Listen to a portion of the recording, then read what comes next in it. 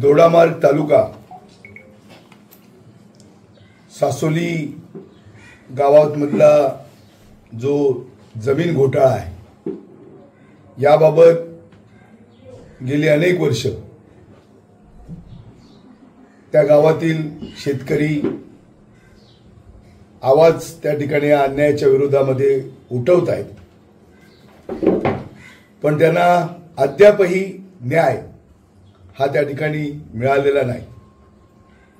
खरं तर 10 वर्षापूर्वी खरेदी विक्रीचे व्यवहार हे त्या सासोलीमध्ये त्या ठिकाणी सुरू झाले आणि 2023 ला 10 तारीखला सासोली गावातल्या ग्रामस्थांनी आणि दोडामार्ग तालुक्यातील जनतेनं एक दोडामार्ग तहसीलदार कार्यालयाच्या समोर एक आमरण उपोषण जाहीर केलेलं होतं आणि त्या उपोषणाला तत्कालीन तहसीलदार दोडामार्गचे खानोलकर साहेब हे त्या उपोषणस्थळी त्या ठिकाणी त्यांनी भेट दिलेली होती आणि ज्या सासोली ग्रामस्थांच्या ज्या मागण्या होत्या त्या मागण्या संदर्भात त्यांनी निर्णय केलेले होते। त्याच्यामधली सर्वप्रथम त्यांची जी मागणी होती ती अकृषिक बेकायदेशीर जी सनद दिलेली आहे ती सनद त्या ठिकाणी रद्द करावी अशा प्रकारची मागणी त्यांनी मान्य केली आणि 2 दिवसामध्ये आपण ही सनद रद्द करू, ज्या काही बेकायदेशीर सनदा दिलेल्या आहेत असं त्यांनी सांगितलेलं होतं।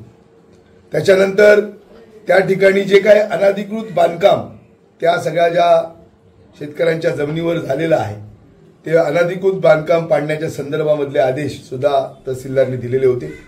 त्याचबरोबर जी मोठ्या प्रमाणात तिथे वृक्षतोड झालेली होती त्या वृक्षतोडीच्या संदर्भामध्ये संबंधित ज्यांनी हा गुन्हा केलेला त्यांच्यावर गुन्हा दाखल करू, त्यांच्यावर दंडात्मक कारवाई करू अशा प्रकारची सुद्धा भूमिका त्या ठिकाणी तहसीलदारांनी घेतलेली होती। आणि त्याचबरोबर त्या भागामध्ये फार मोठ्यामध्ये मातीचं अवैध उत्खनन हे सुद्धा त्या ठिकाणी झालेलं होतं आणि त्याच्यावर सुद्धा दंडात्मक कारवाई करून त्या ठिकाणी त्या ज्यांनी हे कृत्य केलं त्यांना शासन करू अशा प्रकारच्या जवळजवळ जनतेच्या शेतकऱ्यांच्या सगळ्या मागण्या ह्या त्यावेळी तहसीलदारांनी मान्य केलेल्या होत्या। पण आजपर्यंत म्हणजे 10/2023चं उपोषण त्याच्यानंतर आज कदाचित एप्रिल 25 पर्यंत हा लढा तिथली जनता, दोडामार्ग तालुकावासीय आणि आपण सर्वजण त्या ठिकाणी लढतोय। त्याच्यानंतर 26 जानेवारीला जिल्हाधिकारी कार्यालयाकडे फार मोठं उपोषण हे त्या ठिकाणी झालं। त्यावेळी सुद्धा त्यांना त्या ठिकाणी पालकमंत्र्यांनी आश्वासित केलं की या सगळ्या ज्या काही चुकीच्या गोष्टी घडल्या त्याच्यावर आपण निर्णय करतो। त्याच्यानंतर याच्याबद्दल कुठलीही निर्णय न झाल्यामुळे आपण सगळ्या दोडामार्ग तालुकावासियांनी एक जन आंदोलन त्या ठिकाणी उभं केलं। आपण सगळ्या पत्रकारांनी त्याला फार मोठ्या प्रमाणामध्ये प्रसिद्धी दिली, सहकार्य केलं आणि ते आंदोलन त्या ठिकाणी यशस्वी झालं। आणि त्या आंदोलनाला सुद्धा त्या ठिकाणी तहसीलदार असतील, ते प्रशासन जे आहे, वन विभाग असेल, भूमी अभिलेख असेल, ग्रामपंचायत असेल, दुय्यम निबंधक असतील, सिंधुदुर्ग जिल्हा बँक असेल, या सगळ्यांनी त्या ठिकाणी आपण याच्यावर योग्य तो निर्णय करू अशा प्रकारचं आश्वासन हे आंदोलन करताना त्या ठिकाणी दिलेलं होतं। त्याच्यानंतर सासोलीतल्या ग्रामस्थांनी गावामधल्या आपल्या सातेरी मंदिरामध्ये त्या ठिकाणी आमरण उपोषण केलं। जवळजवळ ते उपोषण 3 ते 4 दिवस चाललं। त्या उपोषणाच्या दरम्यान 2 वेळा या सामायिक जमीन जो 23 नंबर जो आहे सर्वे नंबर आणि 1250 एकरचा जो का हा सगळा जो जमिनीचा भाग आहे या जमिनीच्या भागामध्ये सामायिक जमिनीची सरकारी मोजणी व्हावी, पोट हिस्स्याची मोजणी होऊ नये ही भूमिका तिथल्या शेतकऱ्यांनी घेतलेली होती। कुठल्याही सहहिस्सेदाराची त्याला संमती नव्हती। मयत जे तिथले जे शेतकरी आहेत त्यांना त्या ठिकाणी नोटिसा पाठवल्या गेल्या। खरं तर त्यांचा त्याबाबत तपासणी व्हायला पाहिजे होती। वारसांकडे त्या ठिकाणी त्यांचे वारस कोण आणि या सगळ्याची गोष्ट त्या ठिकाणी खऱ्या अर्थानं ती मोजणी व्हायला हवी होती. पण 2 वेळा पोलीस प्रोटेक्शन घेऊन अशा पद्धतीनं शेतकऱ्यांचा त्या ठिकाणी ही जमीन हडपल्याचा प्रकार त्या ठिकाणी झाला आणि 2 वेळा पोट हिश्श्याची जमीन मोजणीचं काम त्या ठिकाणी पूर्ण झालेलं आहे. पण एकीकडे या सगळ्याच्या विरोधामध्ये, अन्यायाच्या विरोधामध्ये आवाज उठत असताना आम्ही कुठेतरी न्याय मागण्यासाठी जे जन आंदोलन केलं त्याच्यावर मात्र शासनानं, पोलीस यंत्रणेनं गुन्हा दाखल केला. आज ती कोर्टामध्ये तारीख आहे. सर्वांना जे आंदोलन करणारे होते त्यात प्रमुख शेतकऱ्यांना, लोकप्रतिनिधींना त्या ठिकाणी आरोपी केलं आणि आज ती न्यायालयीन तारीख तशा प्रकारची नोटीस दिलेली आहे आणि आज ती तारीख याच्यामध्ये आहे. माझं असं म्हणणं आहे की जी विभाग, जे डिपार्टमेंट्स आहेत, म्हणजे मी मगाशी म्हणालो ग्रामपंचायत सासोली, वन विभाग दोडामार्ग, भूमी अभिलेख दोडामार्ग, दुय्यम निबंधक रजिस्टर दोडामार्ग, महसूल प्रशासन, तहसीलदार, प्रांत असतील, जानी याच्यामध्ये सर्वेअर असेल, जे कोण संबंधित कर्मचारी असतील, अधिकारी असतील, या लोकांवरची चौकशी व्हावी अशी मागणी आम्ही केलेली होती. किती जणांवर गुन्हे दाखल झाले, किती विभागांची चौकशी झाली, किती लोकांना त्याच्यामध्ये दोषी ठरवलं, तर कुठल्याही एकाही व्यक्तीला, कर्मचाऱ्याला, अधिकाऱ्याला या ठिकाणी दोषी ठरवलेलं नाही. म्हणजे सगळा कायदा धाब्यावर बसून, नियम त्या ठिकाणी धाब्यावर बसून अशा पद्धतीनं ही सासुरीचा काय जमीन जो घोटाळा आहे हा करण्याचा प्रयत्न त्या ठिकाणी सुरू आहे. पण आज ही लढाई आम्ही लढतोय, सासुरीतल्या दोडामार्गातल्या जनतेला बरोबर घेऊन लढतोय. शेवटपर्यंत जोपर्यंत न्याय मिळत नाही तोपर्यंत ही लढाई आम्ही लढणार आहोत. ही लढाई आम्ही रस्त्यावर उतरून लढतोय, ही लढाई आम्ही प्रशासनाच्या विरोधामध्ये लढतोय, ही लढाई आम्ही न्यायालयीन स्तरावर लढतोय. आणि माझा विश्वास आहे कुठल्याही परिस्थितीमध्ये सासोलीच्या ग्रामस्थांना याच्यामध्ये न्याय त्या ठिकाणी मिळणार आहे, कारण ते त्या जमिनीचे मालक आहेत. परप्रांतीयांना हाताशी धरून, दलालाला हाताशी धरून, अधिकाऱ्यांच्या, सगळ्या विभागांच्या अधिकाऱ्यांचे संगनमत करून हा जमीन घोटाळा, ही गरीब सर्वसामान्य शेतकऱ्याची जमीन लाटण्याचा, लुटण्याचा हा या ठिकाणी प्रयत्न आहे. खरं तर सिंधुदुर्ग जिल्ह्यामध्ये जे काय अलीकडच्या काळामध्ये सुरू आहे, माझं तर मत असं आहे की सिंधुदुर्गाची एक फाईल निर्माण होईल या सगळ्या या बाबतीमध्ये. म्हणजे गुन्हेगारीच्या बाबतीमध्ये असेल, जमीन घोटाळ्याच्या बाबतीमध्ये असेल, मायनिंगच्या संदर्भामध्ये असेल, बांधकाम विभागाच्या संदर्भामध्ये असेल, धरणांच्या संदर्भामध्ये असेल, जिथं ही सगळे प्रशासनाचे जे विभाग आहेत याच्यामध्ये मोठ्या प्रमाणामध्ये लूट चालू आहे, भ्रष्टाचार चालू आहे आणि जनतेची ही मुस्कटदाबी या ठिकाणी सुरू आहे.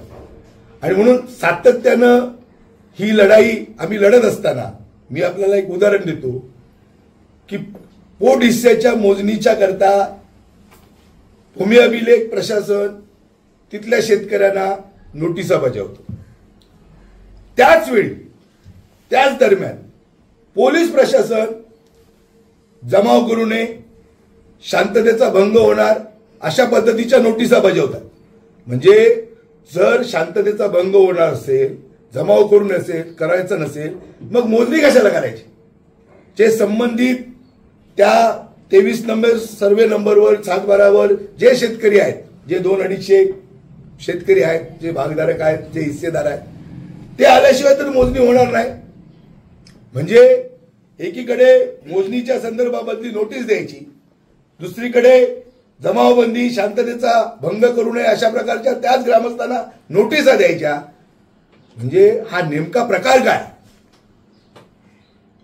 त्याचबरोबर ज्याचं 7/12वर नाव पण नाही, त्याला फक्त पॉवर ऑफ पॉवर दिलेली आहे, त्याचा कुठलाही अर्ज नाही, मागणीचा कुठलाही अर्ज नाही,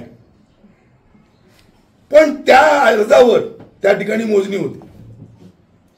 पण जे 7/12वर मालक आहेत, जे हिस्सेदार आहेत, ते त्या ठिकाणी हरकत घेत आहेत, विरोध करतायत. कुठल्याही त्या सामायिक जमिनीचा हिस्से वाटप झालेलं नाही. निरस अशा प्रकारचे धडे वाटप झालेले नाही. स्वतंत्र सातबारा झालेला नाही. आकारपोट पत्रक झालेलं नाही. कुठल्याही ज्या तरतुदी आहेत त्या कुठल्याही झालेल्या नाहीत. आणि त्याचबरोबर भूमी अभिलेखला, महसूलला जमीन पोट हिश्श्याच्या मोजणीचा हा अधिकार त्या ठिकाणी नाही. मी सातत्याने सांगतो, दिवाणी न्यायालयाचा जर आदेश असला तर दिवाणी न्यायालयाच्या आदेशावरच त्या ठिकाणी ही मोजणी त्या ठिकाणी करता येते. असं असताना हे त्या ठिकाणी नेमकं चाललंय काय आणि कोण आहे त्याच्या मागे? मी आपल्याला सांगतो, याच्या मागे अंकित कंसल, राजेश खन्ना, जैन अशी अनेक ही नावं आहेत. आणि इथं काही या जिल्ह्यातले काही दलाल आहेत. हे दलाल आणि हे मिळून हे सगळं त्या ठिकाणी 1250 एकरवर, म्हणजे सासोलीची जी ती 23 नंबर सर्वे मधली सामायिक जमीन ही 1250 एकरच्या दरम्यान जमीन आहे. यांनी जवळजवळ त्याच्यामधली 300 एकर जमीन विकत घेतलेली आहे. पण 300 एकर जमीन विकत घेऊन जवळजवळ 1250 एकरवर त्या ठिकाणी यांनी कब्जा केलेला आहे. आणि हा फार मोठा जमीन घोटाळा आहे.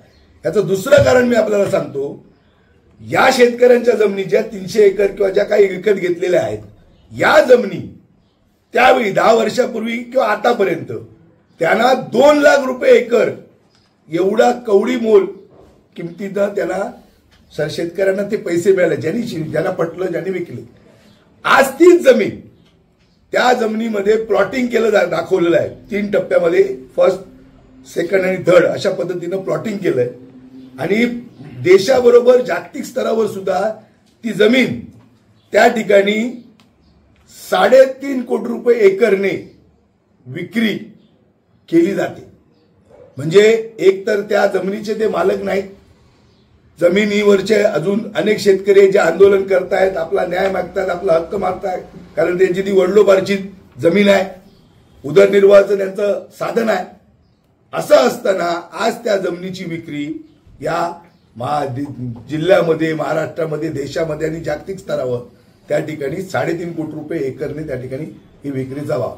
म्हणजे तुम्ही एक लक्षात घ्या, 1250 गुणुले 3.5 कोटी रुपये केवढा कोटीचा हा सगळा आर्थिक घोटाळा आहे. आणि म्हणून याला हे सगळे जबाबदार आहेत.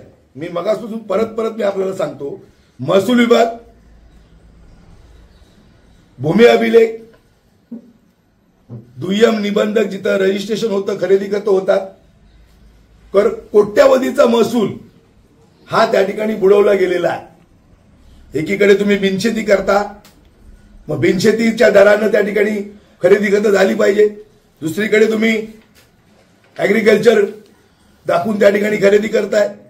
जे संबंधित मालक आहेत त्यांची कुठलीही संमती नसताना त्या ठिकाणी खरेदी होते. हा त्या ठिकाणी भूमी अभिलेखचा भ्रष्टाचार. जिल्हा बँक, सिंधुदुर्ग जिल्हा बँकेचं जवळजवळ 7.5 ते 7 कोटी रुपयाचं कर्ज हे त्या मिळकतीवर त्या ठिकाणी आहे. ज्या जमीनदारांनी विकली नाही त्यांच्या सातबाऱ्यावर जिल्हा बँकेचा बोजा कशासाठी कर्जाचा? काय संबंध त्यांचा? म्हणजे या बाबतीत जिल्हा बँकेची सुद्धा चौकशी झाली पाहिजे की आपण हे कर्ज कोणाला दिलं, कसं दिलं, आणि ज्या शेतकऱ्यांनी जमीन विकली नाही त्या शेतकऱ्यांच्या सातबाऱ्यावर हा कर्जाचा बोजा कशासाठी आहे? ग्रामपंचायतीनं अनेक खोटे दाखले हे त्या ठिकाणी दिले, शेतकरी दाखले दिले, खोटे दाखले दिले. त्यामुळे ग्रामपंचायत सुद्धा तितकीच जबाबदार आहे. वन विभाग, खरं तर हे राखीव वन क्षेत्र आहे, इको सेन्सिटिव्ह झोन आहे, इतर वन क्षेत्र आहे. या झाडामध्ये आता नवीन कायदा झालेला आहे. एक झाड जर आपण तोडलं तर 50,000 रुपयाचा दंड, अशा प्रकारचा नवा कायदा झालेला आहे. हजारो झाडांची कत्तल ह्या सगळ्या याच्यामध्ये झालेली आहे. त्यांच्यावर गुन्हा दाखल झालेला नाही, त्यांच्यावर दंडात्मक कारवाई झालेली नाही. गेली अनेक वर्ष आम्ही हा लढा लढतोय, तरी सुद्धा त्या ठिकाणी कोणीही त्या ठिकाणी बघत नाही. भूमी अभिलेख, वन विभाग, ग्रामपंचायत, सिंधुदुर्ग जिल्हा बँक मला एवढं सांगायचं आहे की हे जे काय सगळं पोलीस प्रोटेक्शन दिलं जातं, काय तो सरकारी प्रकल्प आहे काय? या दोडामार्ग तालुक्याच्या भवितव्याचा आहे? काहीतरी तिथं विकासाचा एक प्रकल्प उभा राहणार आहे आणि माझ्या दोडामार्गात त्या सिंधुदुर्ग जिल्ह्यातल्या 5,000 तरुण बेरोजगार तरुणांना नोकऱ्या मिळणार आहेत. कशासाठी प्रोटेक्शन झालेलं आहे सर? पोलिसांचं जे प्रोटेक्शन आहे चुकीच्या कारभाराला, हे कशासाठी आहे? कोण आहे याच्या मागे? या सगळ्या ही जी काय प्रशासनाची जी काही यंत्रणा जी काय यांच्या मागे उभी आहे, खरं तरी सामान्य शेतकऱ्यांच्या मागे उभी राहणे गरजेचं आहे. त्या सामान्य शेतकऱ्याला न्याय मिळवून देण्याची खऱ्या अर्थाने गरज आहे. कारण त्या बिचाऱ्या शेतकऱ्यांचा हा भवितव्याचा विषय आहे. त्यांच्यावर त्या ठिकाणी सातत्यानं अन्याय हा होतोय. आणि मग कधी न्याय मिळणार या सासोलीच्या ग्रामस्थांना? कधी न्याय मिळणार? कारण मी त्यावेळी पण सांगितलं होतं, आपण आपल्याला पत्रकारांना आठवत असेल की हे जे काही या जिल्ह्यातले विशेषतः दोडामार्ग, सावंतवाडी आणि वेंगुर्ला या तालुक्यामध्ये जे जमिनीमधले खरेदी विक्रीचे व्यवहार झाले गेल्या 10-15 वर्षातले, याची एक श्वेतपत्रिका काढा. कळू दे नेमकं काय घडलंय. कोण या जिल्ह्यातले स्थानिक लोकच्या मालकीची जमीन किती आहे आणि परप्रांतीयांची किती आहे? म्हणजे भविष्यामध्ये या जिल्ह्यातले आपण स्थानिक लोक पूर्ण नष्ट होणार आणि कुठंतरी त्यांच्या या म्हणजे आपल्याच जमिनीमध्ये कुठंतरी आपण शेतकरी कामाला असणार आहोत. काय म्हणजे या सगळ्या दलालांमुळे, या अधिकाऱ्यांच्या भ्रष्टाचारी संगनमतांमुळे आणि याला असलेला ज्या लोकांचा पाठिंबा असल्यामुळे या दोडामार्ग तालुक्यातल्या जिल्ह्यातल्या अनेक अशा प्रकारच्या ज्या जागा आहेत ह्या बळकावल्या जात आहेत. माझा विकासाला विरोध नाही, विकासकाला विरोध नाही. तुमची जी जमीन तुम्ही विकत घेतली त्याचा तुम्ही हिस्सा ठरवा, त्याचा धडे वाटप करा, आकारफोड करा, 7/12 करा स्वतंत्र, आणि तुम्ही ती जागा ज्यांनी विकली ती घ्या. पण 300 एकर तुम्ही विकत घेऊन 1250 एकरवर त्या ठिकाणी ताबा घेणार असाल, त्या ठिकाणी अनधिकृत बांधकाम उभं करणार असाल, ही कुठली पद्धत? का त्याच्यावर ऍक्शन होत नाही? का त्यांच्यावर गुन्हा दाखल होत नाही? का हे अधिकारी निलंबित होत नाही? एवढी सगळी आंदोलन करून, उपोषण करून, सगळं तिकडे तिकडे पूर्ण प्रत्येक अधिकाऱ्याला पत्र लिहिलेली आहेत. महाराष्ट्राच्या वरिष्ठ अधिकाऱ्यांपासून, मंत्र्यांपासून खालच्या या सगळ्या जिल्हा स्तरावरच्या प्रशासनाला वृत्तपत्रामधनं, पेपरमधनं, पत्रांमधनं देऊन सुद्धा आजही त्या ठिकाणी न्याय मिळत नाही. उलट आंदोलनकर्त्यावर गुन्हे दाखल करता. जर तुमच्यात हिंमत असती तर जे जबाबदार दोषी कर्मचारी आहेत, जी डिपार्टमेंट आहेत, त्यांची आपण चौकशी लावला असता, त्यांच्यावर गुन्हे दाखल केला असता. पण ते होत नाही. पण जो सामान्य माणूस लढतोय, जो आंदोलन करतोय, त्या शेतकऱ्याला मात्र सत्तेचा गैरवापर करून, कायद्यांचा गैरवापर करून, प्रशासनाचा गैरवापर करून, पोलीस प्रशासनाचा गैरवापर करून हा त्या ठिकाणी जनतेचा आवाज दाबण्याचा प्रयत्न सुरू आहे. आणि म्हणून माझी तर जबाबदारी आहे, मी एक लोकप्रतिनिधी म्हणून त्या ठिकाणी लढतोय. तालुक्यातले सुद्धा सगळ्या पक्षाचे लोक सगळे त्या ठिकाणी पाठिंबा देत आहेत. गावातले सुद्धा ग्रामस्थ या अन्यायाच्या विरोधात त्या ठिकाणी न्याय मागतायत. आणि म्हणून माझं जिल्हा प्रशासनाला त्या ठिकाणी सांगणं आहे की याबाबत आपण त्या ठिकाणी निर्णय करावा. जे दोषी अधिकारी आहेत ते त्यांच्यावर कारवाई करावी आणि माझ्या जी सामान्य शेतकऱ्याची जमीन आहे ती जमीन त्या वडिलोपार्जित, त्याच्यावर त्यांचं उदरनिर्वाहाचं ते साधन आहे, त्यांची स्वतःची जमीन आहे, मालकीची जमीन आहे, ही जमीन त्यांना त्यांच्या ताब्यात द्यावी. न्यायालयीन स्तरावर आम्ही लढतोय, जिल्हा स्तरावर लढतोय, हायकोर्ट स्तरावर आम्ही लढणार आहोत. अशा प्रकारे आमचं संपूर्ण आंदोलन त्या ठिकाणी चालू आहे. पण काय नेमकं म्हणजे सिंधुदुर्ग जिल्ह्यामध्ये नेमकं चाललंय काय? जिल्ह्यातल्या सर्वसामान्य जनतेचे हक्क, न्याय, अधिकार त्या ठिकाणी काढून टाकायचे आणि परप्रांतीयांना दलालांना त्या ठिकाणी पाठीशी घालायचं काम. आणि म्हणून माझा प्रयत्न आहे ज्या जिल्ह्यातल्या जनतेला त्या ठिकाणी न्याय द्यायचा आणि त्याच्यासाठी हा लढा मी अजून देत आहे, याच्या पुढेही त्या ठिकाणी देईल. पण लोकशाहीमध्ये जे लोकशाहीची ज्या पद्धतीनं उपोषण करतायत, आंदोलनं करतायत, सातत्यानं त्या ठिकाणी न्याय मागण्यासाठी पत्रव्यवहार करतायत, आपण त्यांना अद्याप का न्याय देत नाही? अवैध उत्खनन चालू आहे, लघु खनिज जे लोह खनिज आहे ऐनवर, याचं सुद्धा कारण या दोडामार्ग तालुक्यामध्ये जी नैसर्गिक साधन संपत्ती आहे 2-5 फूट आपण जर खणलं तर त्याच्या मागे खनिज लागतं, अशी या माझ्या दोडामार्ग, वेंगुर्ला, सावंतवाडी तालुक्याची परिस्थिती आहे. सातत्यानं त्या ठिकाणी मोठ्या प्रमाणात अशा प्रकारे उत्खनन केलं जातं आणि हे जे काही लोह खनिज आहे, जे सगळं खनिज आहे, याचा व्यापार केला जातो. कोण आहे याच्या मागे?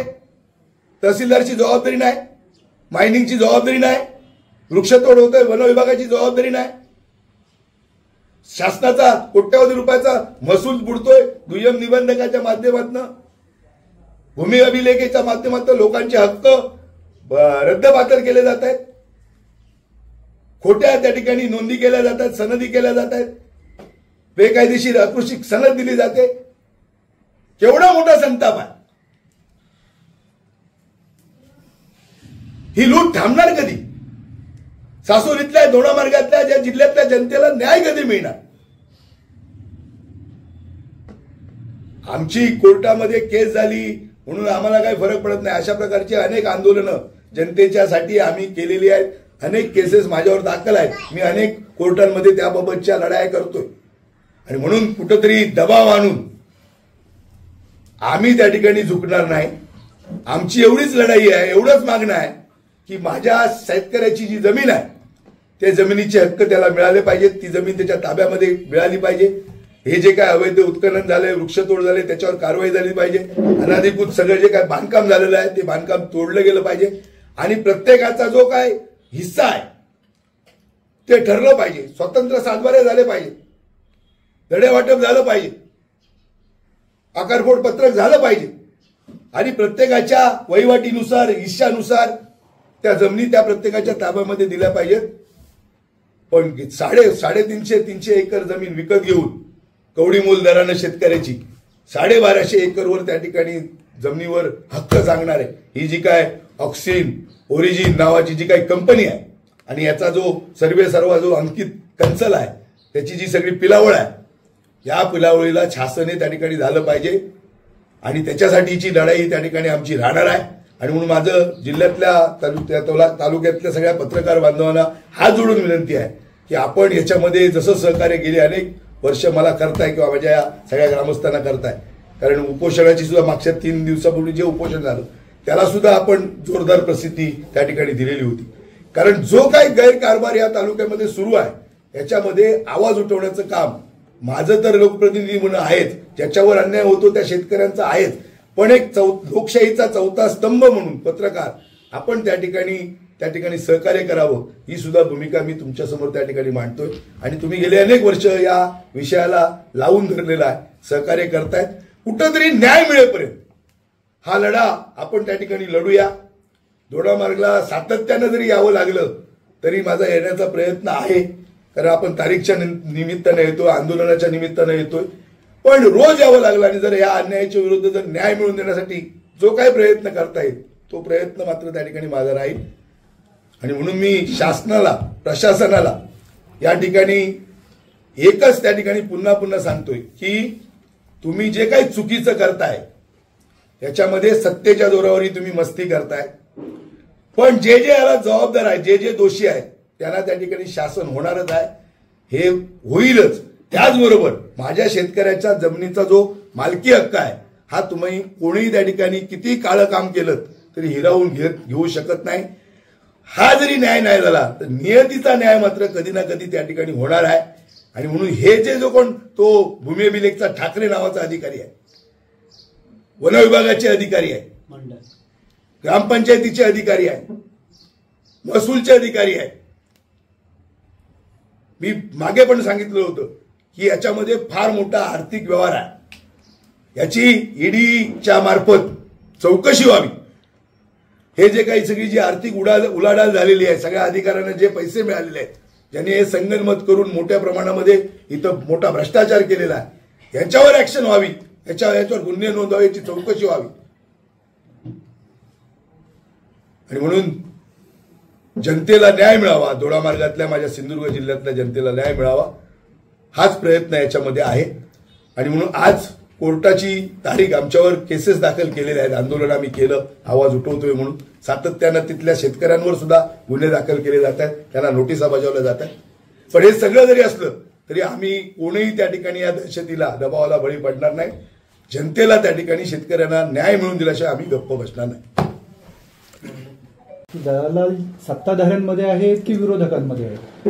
नाही, कसं आहे माहितीये, जे कोण असतील ते सत्ताधाऱ्यामध्ये असू दे, विरोधकांमध्ये असू दे, किंवा कुठल्या परराज्यामध्ये असू दे किंवा देशामध्ये असू दे, जे याच्यामध्ये दलाल आहेत, जे याच्यामध्ये सामील असलेले अधिकारी आहेत, या अधिकाऱ्यांमुळेच त्या ठिकाणी स्थानिक माणसाचा हक्क हा नाहीसा होतोय, शेतकऱ्यांची मुस्कटदाबी होती. आणि म्हणून जे दलाल आहेत ते शोधून काढा ना, कोण आहे याच्यामध्ये आर्थिक. मीच ते म्हणतो ना, या संपूर्ण आर्थिक व्यवहाराची चौकशी करा. कोणी घेतली जमीन विकत, किती पैशाला घेतली, आज किती रुपयाला मार्केटमध्ये विकतायत, या सगळ्याची चौकशी करा ना. मी तेच सांगतोय. आणि जे कोण असतील, जे दोषी असतील, त्यांच्यावर ऍक्शन घ्या. मग ते कोणाचे असू दे.